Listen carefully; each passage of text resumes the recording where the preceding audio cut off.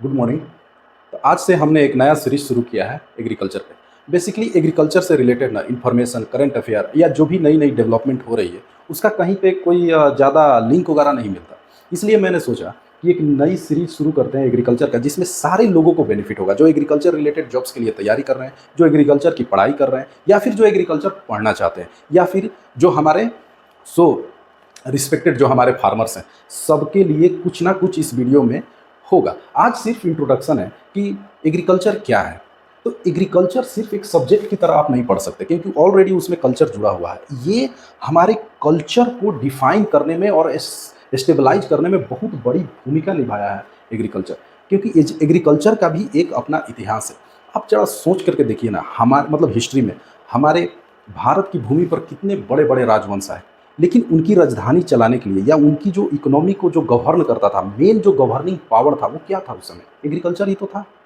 जो वो tax collect करने करते थे। और हमारी इकोनॉमी जब गुलामी से पहले, मतलब 18वीं सदी तक, जब अंग्रेज मर्केंटाइल मर्केंटाइल फेज में जब भारत आए, मतलब व्यापार करने के लिए, आपको जान करके आश्चर्य होगा कि चाइना और इंडिया मिल करके before before before British India, China और इंडिया मिल करके वर्ल्ड जीडीपी का 55% हिस्सा कंट्रीब्यूट करते थे। 55% हिस्सा सिर्फ ये दो कंट्री एशिया के कंट्रीब्यूट करते थे। अंग्रेज यहाँ हमको सुधारने के लिए नहीं आए, लालच में आए थे, बिजनेस करने के लिए आया था। उस समय बिजनेस, जो आज हम सस्टेनेबल या सेल्फ रियलायंस ये सब का बात कर रहे हैं ना, उस समय हम सेल्फ रियलायंस थे। हम सिर्फ एक्सपोर्ट करते थे। In the course of time जब कलोनियलिज्म का फेज बदला, मेरे कहने का मतलब है कि पहले वो लोग आए थे बिजनेस करने के लिए। वो सामान यहाँ से खरीद करके और वेस्टर्न कंट्री में बेचते थे, और मेनली वो स्पाइसेस ही बेचते थे और कुछ कॉटन वगैरह। लेकिन बदले में हमको क्या मिलता था? प्रीसियस, जिसको बुलियन कहा जाता है, precious stone, gold and silver, जो उनको कहाँ से मिलता था? अमेरिका से मिलता था। वो सिर्फ इस ताक में रहते थे, और इंडिया का प्रोग्रेस होता जा रहा था। वो सिर्फ इस ताक में रहते थे कि कोई ऐसा मतलब रास्ता मिल जाए जिसके चलते हमको ये प्रीसियस स्टोन इंडियन सब कॉन्टिनेंट में इन्फ्यूज ना करना पड़े, जिसके चलते जब फेज बदला तो उन्होंने हमको अपना कॉलोनी बना लिया। ये खैर अलग बात है। लेकिन एग्रीकल्चर पुराना कितना है अगर बात की जाए ना, तो जितने पुराने इंसान है ना, अगर इंसान 10,000 करोड़ पहले आया, तो एग्रीकल्चर उसे 500-600 वर्ष बाद आया, लेकिन उतना ही पुराना आप मान सकते हैं। क्यों? जो हमारे अर्ली मैन थे, मतलब हमारे एंसेस्टर जो थे, जो पहले इंसान थे, जरा सोचिए वो क्या थे। उनमें और एक एनिमल में कोई डिफरेंस नहीं था। एक एनिमल जो आज के डेट में वाइल्ड इन्वायरमेंट में जो काम करता है अपना फूड को कलेक्ट करने के लिए, वही सेम काम हम भी किया करते थे, मतलब हमारे एंसेस्टर भी किया करते थे, मतलब फूड गैदरिंग करते थे। उनको ऐसा स्टेबलाइजेशन का सबसे बड़ा जो फोर्स था, वो मतलब या पावर था कि हम एक ही जगह रहेंगे, तो वो किसने दिया? उसमें सबसे इम्पोर्टेंट रोल है आपके एग्रीकल्चर का। क्योंकि उनको इधर उधर घूमने का या नोमैडिक लाइफ व्यतीत करने का सबसे बड़ा कारण क्या था? कि उनके पास खाना नहीं था, उनको जानवरों के पीछे भागना पड़ता था, या वाइल्ड हैबिटेट में जो भी वाइल्ड वैरायटी हमारे आज के फूड ग्रेन्स के जो भी अवेलेबल थे उस समय, उनको उनकी खोज के लिए उनको जाना पड़ता था। लेकिन जैसे ही वो जान गए कि अगर हम लैंड को डिस्टर्ब करके, प्लोइंग करके, अगर इसमें बीज डाल दें तो ये निकलता है कुछ समय के बाद। धीरे धीरे वो समझ गए कि किस सीजन में कौन सा क्रॉप लगाया जाता है। तो इस तरह से कुछ इतिहास रहा। तो मैंने ये सोचा कि इस तरह से मतलब आपको पढ़ाया जाए कि मतलब जिस भी स्फीयर में है, अगर आप एग्रीकल्चर से जुड़े हुए हैं, आज के क्लास में कुछ पढ़ाई नहीं होगी, ये बस एक इंट्रोडक्शन लेक्चर है आपका इंटरेस्ट जगाने के लिए कि एग्रीकल्चर में सिर्फ ये नहीं कि खेत जोत दिया और पौधे लगा दिया। नहीं, एग्रीकल्चर एक सभ्यता है। उसके बाद धीरे धीरे सिविलाइजेशन होने लगा। तो आइए कुछ एग्रीकल्चर के हिस्ट्री के बारे में जानते हैं।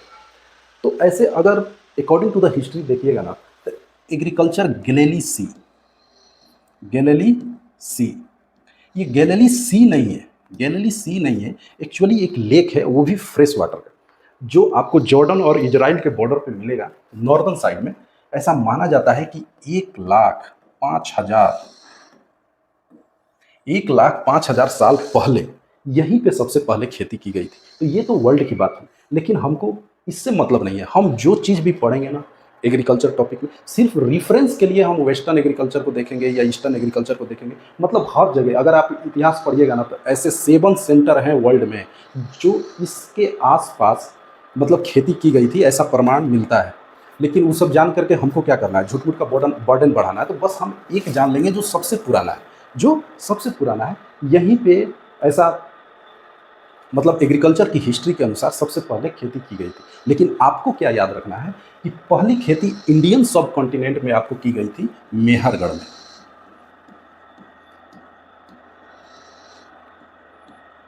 मेहरगढ़ में आज के डेट में ये कहाँ है, तो आज के डेट में ये है पाकिस्तान में मेहरगढ़। कितना साल पहले हुआ था, तो 6000 से लेकर के 8000 साल बीसी। किसकी हुई थी, तो बार्ली और वीट। ये कहाँ है, अगर ज्योग्राफिकल लोकेशन से इसको समझिएगा तो वहाँ पे दो रेंज मिलती है, किरथर की रेंज और सुलेमान रेंज। पाकिस्तान में दो रेंज मिलती है, किरथर रेंज और सुलेमान रेंज। इन्हीं दोनों के बीच में फर्टाइल लैंड है जहाँ पे पहली खेती इंडियन सब कॉन्टिनेंट के अनुसार की गई थी, जिसका टाइम पीरियड 6000 से 8000 साल पहले बताया जाता है। उस जगह का नाम है मेहरगढ़। चूँकि आज कहाँ है, तो आज के दिन मतलब आज अभी प्रेजेंट टाइम में वो पाकिस्तान का एक जगह है जो सुलेमान और किरथर रेंज के बीच में पड़ता है। तो इस तरह से सिविलाइजेशन शुरू हुआ। आपको जान करके आश्चर्य होगा, पहला प्लाऊ 2500 साल पहले बनाया गया था, जो इंदुज वैली सिविलाइजेशन में मिला। इंदुज वैली सिविलाइजेशन भी उधर ही है। तो हम पहले ना एग्रोनॉमी से शुरू करने वाले हैं, एग्रीकल्चर के बारे में। ये तो इतिहास हो गई। मतलब आज के डेट में बस आपको इतना ही याद रखना है कि गैलिली सी में 1,05,000 वर्ष पहले पहली एग्रीकल्चर की गई थी। उसके साक्ष्य या विटनेस हमको मिलते हैं, और जो इंडियन सब कॉन्टिनेंट में है मेहरगढ़ में मिल गया था।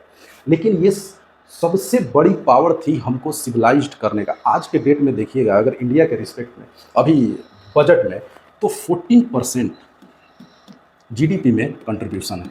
जीडीपी में कंट्रीब्यूशन है। अगर आसान भाषा में मैं बोलूँ कि अगर आपका देश 100 रुपया कमाता है, तो वो 14 रुपया एग्रीकल्चर से ही कमाता है। हमारी इकोनॉमी अर्गेरियन है, डिपेंडेंट है। इस 14 रुपया में 60% पॉपुलेशन आती है। ये तो खैर इकोनॉमिक्स की बात हो गई।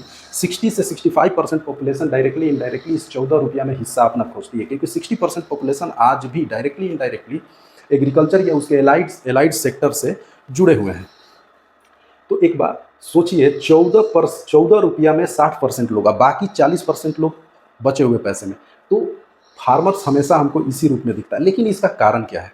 इसका कारण ये है कि हमारे एग्रीकल्चर में इनोवेशन और इनोवेशन जो नवाचार जिसको कहते हैं स्टार्टअप, वैसा कुछ नहीं है। लेकिन गवर्नमेंट बहुत कोशिश कर रही है कि नवाचार आए। उसके लिए अलग से प्रोविज़न भी दिया गया है इस 2023-24 के बजट में।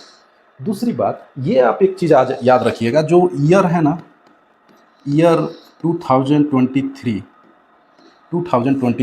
ये ईयर सेलिब्रेट किया जा रहा है मिलेट्स का ईयर होगा। ये कौन सा ईयर है? मिलेट्स का ईयर है।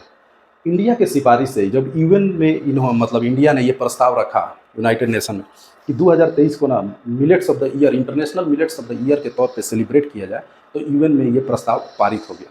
और इंडिया मिलेट्स का लार्जेस्ट प्रोड्यूसर है वर्ल्ड वाइड। मिलेट्स में आप अगर एग्रीकल्चर से थोड़ा सा भी जानते होंगे तो मोटे अनाज कहा जाता है, मोटे अनाज जैसे मेज, ज्वार, बाजरा, सोरगम, एसेट्रा ये सब आते हैं।